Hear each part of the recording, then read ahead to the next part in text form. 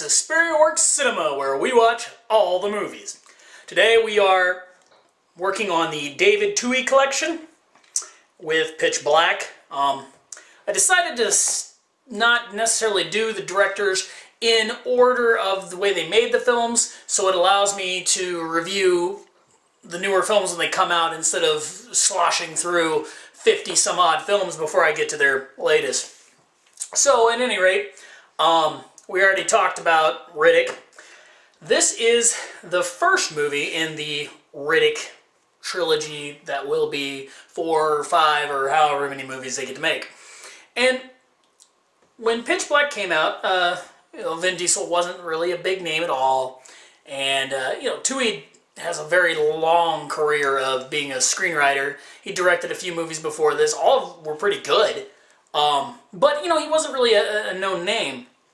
And what I really liked about Pitch Black the first time I saw it was the artistic way he chose to create the world. And I think that's something that runs through all of Twohy's movies, is he's very, very determined in the environment, the atmosphere, just the way it feels. And his characters are very archetypal and have very strong personas. One thing he does that isn't as common in modern cinema is the male characters are very manly. And they're very... They harken back to a John Wayne-esque manliness to them. And the character of Riddick is essentially a more modern version of the man with no name. To me, at least. He's not a good guy, but he's not a bad guy. They just say he killed some people.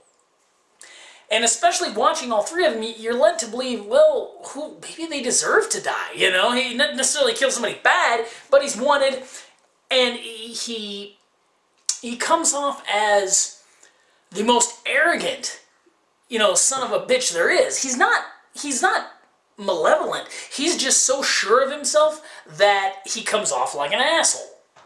But that's kind of cool. That's what makes the character interesting. There is no real backstory given to him in the first movie. So you don't know what to take of him. Is he going to be, is he a bad guy? Is he going to end up being a slasher in this movie? Because all you know is there's something going on for the whole first act. You have no idea that there's monsters popping up in the movie. And I thought it worked very well. His dynamic worked great. The interaction with Hauser was very good. And the way they shifted it, because, at the beginning, you feel that Hauser is the good guy, like a cop or something. And this is some criminal. But it slowly shifts and you begin to see the other side of the story. Almost like Twohy's intention was, don't judge the book by its cover. And that adds a nice dynamic to an otherwise, its basic premise, it could be an Aliens ripoff. Really, it could be. But it doesn't come off that way. The diverse characters make it interesting. The character changes and development of Riddick make it interesting. Also, the world. There's lots of sci-fi stuff, and what I like about Twohy's sci-fi movies is they feel very well thought out.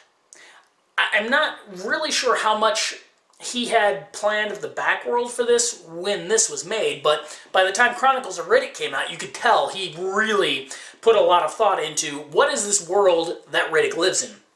And it gives a great dynamic. The world feels alive. The shots make it feel otherworldly. The way he does the lighting and the camera play, it feels strange. You see the giant skeletons, you don't know what they are. The action, very good. The CGI works well. It's like always a combination of CGI and practical. So you get a good enough blend that you never get that sucked out of the movie feeling you get with some of the CGI monsters.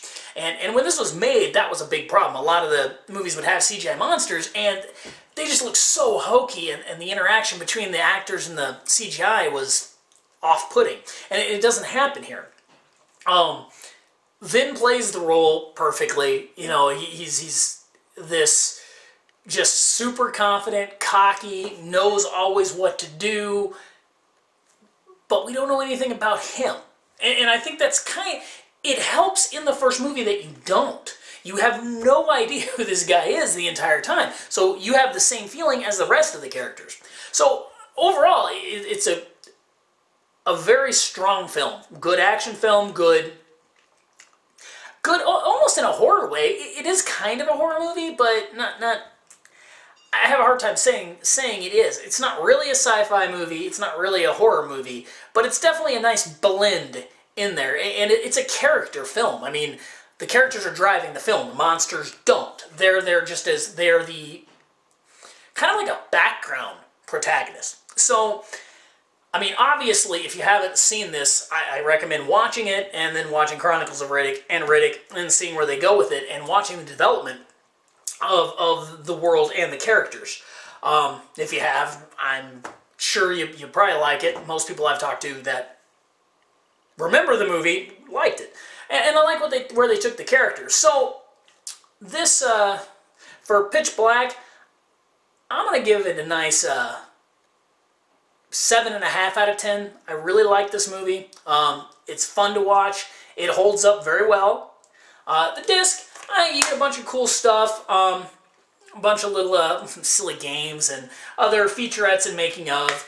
The transfer is very nice for what it is. You know, it's obviously it was a less expensive film, so you're only going to get so much. So I'll give the transfer. This is the second release.